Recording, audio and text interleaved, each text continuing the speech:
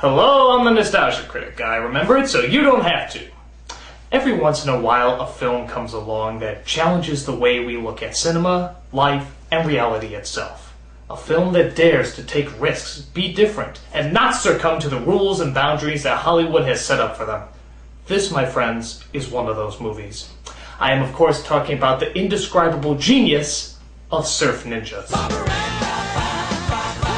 Now, many of you may look at this film and say, hey, this is the worst piece of shit I've ever paid money to see. But that's because you're not seeing the true symbolic meaning behind what looks like a gigantic load of elephant dung. For if we look at Surf Ninjas with open eyes and critical analysis, we may see something deeper than even the filmmakers could have possibly imagined.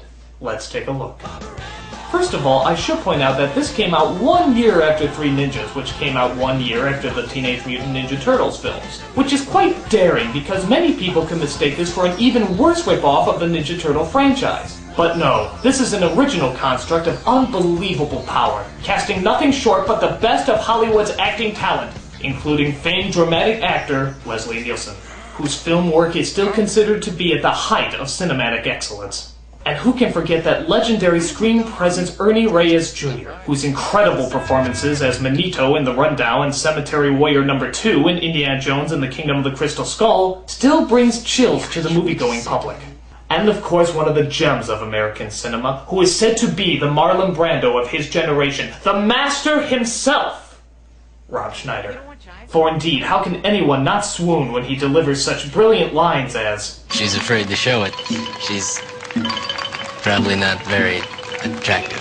And how could you not cry when he recites in all his brilliant majesty, "Now don't make me come out there and beat you with a leg of mine that no longer works, because I'll do it!" And how can you, in all honesty, not orgasm at the delivery of such awesome power when he says, "I've got 2 words to say to you. David Carradine and Kung Fu." Our hearts are with you, perceptive angel. So at the beginning of this epic masterpiece, we find 2 brothers named Johnny and Adam. They are quote-unquote surfer dudes who hang out with their best friend Iggy. They take surfing so seriously that they even treat their car as a surfboard, rowing their way to school, not caring how nobody has their hand on the steering wheel, putting dozens of lives at risk. Those lovable rapscallions. They're excited because Johnny is giving a speech at high school about a visiting monk named Baba Ram. But unfortunately, a la Saved by the Bell, he has totally forgotten about the assignment. I've got nothing. Already the film has sucked you in with its gut-wrenching suspense. How will Johnny get out of the speech if he has nothing prepared? Perhaps a last-minute scribbling of notes, or a totally improvised speech, or Ba-ba-ba-ba-ba-ba-rum. Of course! A totally on-the-spot song rendition of Barbara Ann, a song that hasn't been popular in decades, and yet somehow everyone in the school is dancing and singing to its tubular melody. Genius. But little do they know that ninjas are looking to kill the 2 boys as they dress in the same color camouflage as the Street Fighter movie. This scene right here is obviously referencing Francis Ford Coppola's Apocalypse Now, because as we all know, they are both on the exact same emotional wavelength. Horror has a face, and you must make a friend of horror. What's tall, dark, wears a patch, and always seems to be on my butt? It's almost as if Ford Coppola directed both movies. But luckily, there's a one-eyed Asian Charlie Chaplin to the rescue. His name is Zach, and he tells the 2 brothers that they are actually princes of a far-off land called Patusan? Portisan? You mean those toilets at construction sites? Ew. This may seem like a lame joke, but it's not. It's genius.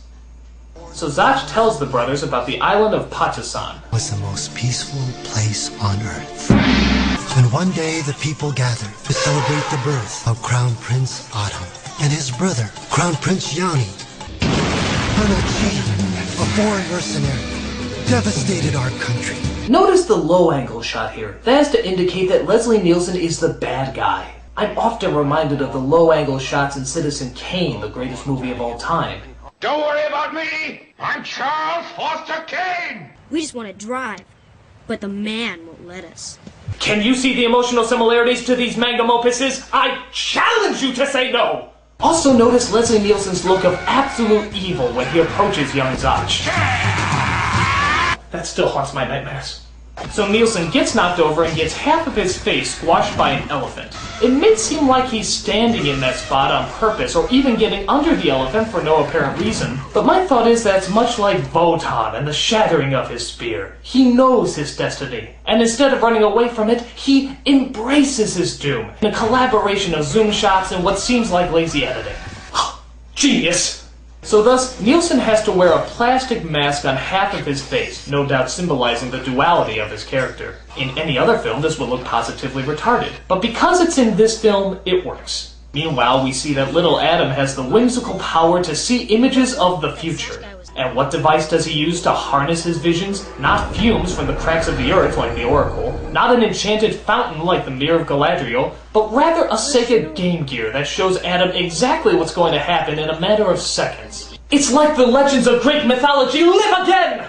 Also notice the use of Playboy magazines here, even though this is so obviously a children's film. Always pushing the envelope, this movie, challenging us with the threat of sexual arousal.